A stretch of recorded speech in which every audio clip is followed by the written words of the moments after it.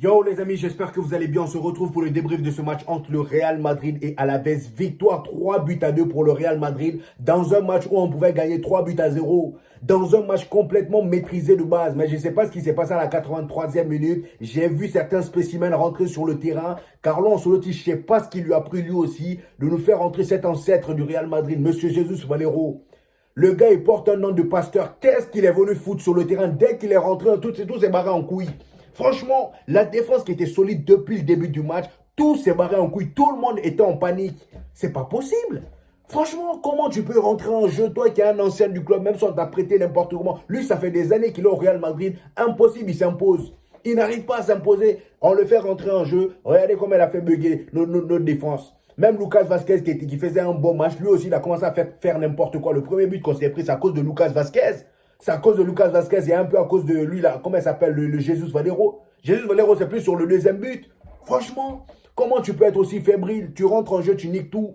C'est pas possible. Parce que qu'on se dise la vérité, jusqu'à la 83e minute, je trouvais que le Real Madrid, on sortait un match exceptionnel. C'était le match référence de cette saison. C'était le meilleur match que le Real Madrid ait proposé, que ce soit offensivement ou défensivement. Il y avait très peu de déchets aujourd'hui en attaque. Franchement, que ce soit Jude Bellingham et Kylian Mbappé, je trouvais qu'il y avait une belle connexion entre les deux. À l'image du but marqué par Kylian Mbappé, talonnade, Kylian Mbappé qui commence l'action et il la termine de la meilleure des façons. Franchement, Kylian Mbappé, chapeau. On va en parler d'ailleurs parce que son match d'aujourd'hui, franchement, impeccable. Vinicius et Rodrigo, quant à eux aussi, ils ont fait leur match aujourd'hui. Franchement, Vinicius, il a fait son match. Je trouve que sa première mi-temps était très potable. La deuxième mi-temps, beaucoup moins. Mais franchement, les gars, qu'on se dise la vérité, c'est le meilleur match de cette attaque depuis le début de la saison. On s'est énormément plaint, moi le premier, qu'il n'y avait pas de connexion entre les trois de devant. Voilà, qu'il n'y avait pas de connexion et qu'il se marchait beaucoup dessus. Aujourd'hui, on a vu trois attaquants qui se marchaient pas dessus. Kylian Mbappé restait bien à son poste. Alors lui, je pense que c'est à cause de l'arrivée de Jude Bellingham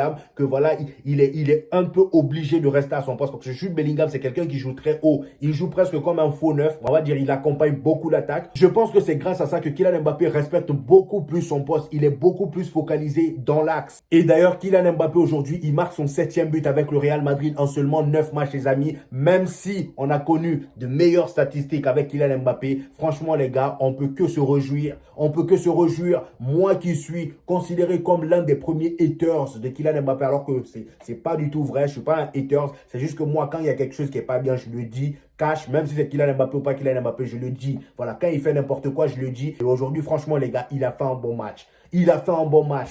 Il a marqué son premier vrai but d'attaquant. Son but était magnifique. On ne peut rien lui enlever aujourd'hui, les gars. Franchement, en ce qui concerne Rodrigo, aujourd'hui, en première mi-temps, j'ai vu énormément de personnes dire qu'il était transparent sur les réseaux sociaux, surtout sur Twitter. Voilà, il y a plein de gens qui disaient qu'il était transparent, mais moi, je ne l'ai pas trouvé transparent. J'ai trouvé qu'il a été vraiment bon. C'est juste que voilà, il n'était pas très sollicité sur son côté aussi. Tous les ballons passaient du côté de Vinicius. C'est pour ça que Rodrigo, on avait l'impression qu'il n'était pas vraiment dans le match. Mais après, en deuxième mi-temps, vous avez vu le gars, le but qu'il a marqué, il a pris le ballon, il a slalomé tout seul, il est allé marquer comme un grand. Il est allé marquer comme un grand. Et là, ça fait combien de matchs là, Rodrigo nous ferme nos bouches?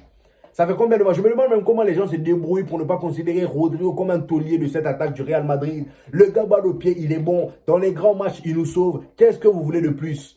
Qu'est-ce que vous voulez de plus? C'est vrai que de temps en temps, il fait n'importe quoi, mais franchement, Rodrigo, combien de matchs il nous a fermé nos bouches, combien de matchs il nous a prouvé, voilà, qui méritait du respect dans cette équipe du Real Madrid. Aujourd'hui, encore une fois, il a prouvé qu'il mérite sa place de titulaire indiscutable dans cette équipe du Real Madrid. Tout ça pour vous dire que j'ai trouvé que c'était le meilleur match de l'attaque du Real Madrid aujourd'hui. Le trio de devant aujourd'hui, ils allaient beaucoup mieux que d'habitude, avec un Jude Bellingham combatif comme jamais, voilà, comme à ses habitudes d'ailleurs. Hein. Jude Bellingham aujourd'hui, encore une fois, il m'a régalé. Voilà, lui aussi, on va dire, à l'image de Pedri au FC Barcelone, Pedri qui pour moi c'est la classe, il représente la classe au FC Barcelone. Au Real Madrid, Jude Bellingham est celui qui représente la classe, l'élégance dans le jeu. Et pourtant c'est quelqu'un de combatif. Le gars il joue simple mais efficace, simple mais efficace. Franchement, Jude Bellingham aujourd'hui, il a été impeccable. Tu le voyais de partout, voilà, que ce soit en attaque, défense, milieu, il était partout. Et le pire, c'est que lui, il ne se fatigue pas. Même à la, je ne sais pas combien de minutes, il est encore en train de courir. Vers la fin, là, il est encore en train de courir. Il n'est jamais fatigué. Et c'est pour ça qu'on aime ce Jude Bellingham. Aucun club peut refuser ce genre de joueur. Parce que c'est des joueurs qui se sacrifient pour le maillot, qui mouillent le maillot et ils n'ont pas honte, ils ne trichent pas. Voilà, ils n'ont pas honte de donner tout, ils trichent pas. Et comme je le disais, défensivement aujourd'hui, franchement, on était pas mal jusqu'à la 83e minute, jusqu'à ce qu'il y ait les changements. On a eu un Militao et Rudiger qui étaient vraiment en place, très bien alignés. Voilà, toutes les relances de Alaves étaient récupérées par Militao et Rudiger aujourd'hui. Franchement, ils étaient en place, c'était très solide. Notre cher Thibaut Courtois n'a même pas été très sollicité aujourd'hui. Tellement on était en place défensivement. Malheureusement pour cette défense, il fallait que Jesus Valero rentre en jeu. Voilà, pour tout niquer. Le gars, il est rentré. Il a tout embrouillé. Voilà. Pasteur Valero. Jesus Valero. Le gars, il porte le nom d'un pasteur, comme je vous ai dit. Lui, là, envoyez-le faire des délivrances. Parce que lui, au Real Madrid, ça fait des années, il est là. Il ne perce pas, il ne devient pas titulaire. Même quand tu le vois rentrer en jeu, il a un visage timide, on dirait. Franchement, je ne sais pas ce qu'on voit en lui, mais depuis des années, il est là. Allez-y recruter un bon défenseur pour le bon. Franchement, il y a des gros défenseurs sur le marché. Hummels, la dernière fois, le gars, il était libre. On n'est pas allé le chercher. C'était pour nous ramener des Jesus Valero. Franchement, pourquoi faire? Regardez ce qu'il a fait là. Dans les gros matchs, ça ne va pas pardonner.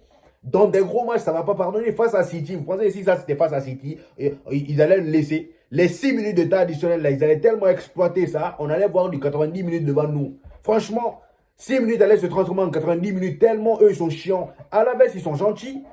À la baisse, ils sont gentils. Franchement, j'espère que ce genre d'erreur-là, on ne va pas reproduire ça face aux grosses équipes. Surtout là, le dimanche, là, ça sera un vrai test face à l'Atlético de Madrid. J'espère vraiment qu'on sera au rendez-vous, les gars. J'espère vraiment, et j'espère aussi que l'attaque là, leur automatisme qu'ils ont eu aujourd'hui, parce que oui, c'est facile d'avoir des automatismes face à Alaves. J'espère qu'ils auront les mêmes automatismes face à l'Atlético de Madrid, parce que eux, si tu réussis face à eux, c'est que ouais, mon gars, t'es sorti de l'auberge. T'es vraiment sorti de l'auberge, parce que déjà, les tibias, va falloir se préparer niveau tibia, parce que c'est toujours Simeone qui est l'entraîneur là-bas, on sait comment ça joue. Les bus là-bas, c'est chaque 2 minutes. Il y a toujours un bus qui passe. Franchement, c'est des gens qui jouent mal. C'est des gens qui jouent mal. Donc, j'espère que vous êtes prêts. Kylian Mbappé, je ne sais même pas si lui, il a déjà joué face à l'Atlético Madrid. Est-ce que le Paris Saint-Germain a déjà joué face à l'Atlético Madrid? Je ne sais même plus. Je ne sais pas si Kylian Mbappé, ce sera sa première fois. Mais en tout cas, j'espère qu'ils vont lui faire un bon baptême.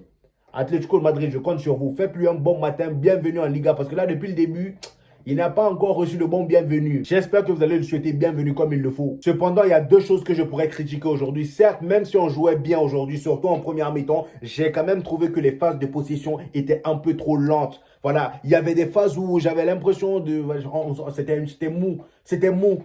Franchement, on était là, on jouait à la babane, même s'il y avait quelques mouvements, voilà, ça jouait au ballon, mais c'était très très mou. Il n'y avait pas de vraie contre-attaque. C'est juste que voilà, à un certain moment, on va dire vers la fin de la première mi-temps, j'ai vu des Kylian Mbappé vraiment se bouger, Vinicius surtout, faire quelques accélérations sur le côté. Mais sinon, à part ça, c'était assez mou au début du match. Mais après, vous allez me dire, c'est le Real Madrid, on a toujours fonctionné comme ça. Aujourd'hui même, c'était mieux. D'habitude, c'est notre adversaire qui nous domine. Quand c'est contre les grosses équipes, là, les Manchester City, on se fait dominer comme jamais et à la fin on gagne. Ça c'est le Real Madrid. Mais franchement, s'il y a une chose à critiquer dans notre jeu, c'est ça. Voilà, dans les phases de possession, j'ai trouvé que voilà, on était assez mou. Voilà, même s'il y avait quand même la possession de balle, on avait le pied sur le ballon. Mais voilà, il y a ce côté-là qu'il faut vraiment travailler pour le prochain match face à l'Atlético de Madrid surtout. Et la deuxième chose que je pourrais critiquer les amis, c'est les changements de Carlo Ancelotti. Les seuls changements qui m'ont satisfait aujourd'hui, c'est Arda Güler et André. Arda Güler, il est rentré, même si bon, il n'a pas eu beaucoup de temps de jeu pour s'exprimer. Mais André Lucas, il est rentré, c'est comme d'habitude. Hein.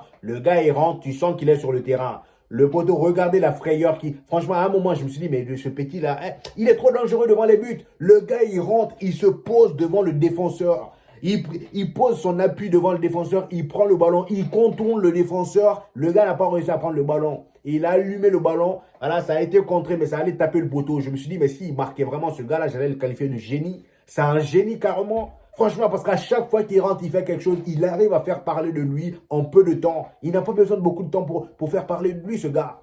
Il n'a pas besoin de beaucoup de temps. C'est là, je me dis, Kylian Mbappé, j'espère que tu ne vas pas te blesser. Parce que si tu fais l'erreur de te blesser, je pense que là, pour récupérer ta place, à part si Carlo Ancelotti te fait du favoritisme parce que tu t'appelles Kylian Mbappé, mais sinon, Hendrik, là, je sens que ça va être compliqué de le bouger si tu te blesses. Bref, les amis, c'était mon avis sur ce match. J'espère que vous avez kiffé la vidéo. Donnez-moi vos avis en commentaire et j'hésiterai pas à vous répondre comme d'habitude. N'oubliez pas le petit pouce bleu qui fait toujours plaisir, les amis, ça aide au référencement. Et pour tous ceux qui ne sont pas encore abonnés à la chaîne ou qui découvrent ma chaîne, ici, on fait des débriefs du FC Barcelone et du Real Madrid. Et quand il n'y a pas de match, on fait des vidéos actualités sur le Real Madrid et le FC Barcelone. Donc, abonnez-vous, les gars. C'était moi le Jux les gars et on se retrouve au prochain épisode. Peace!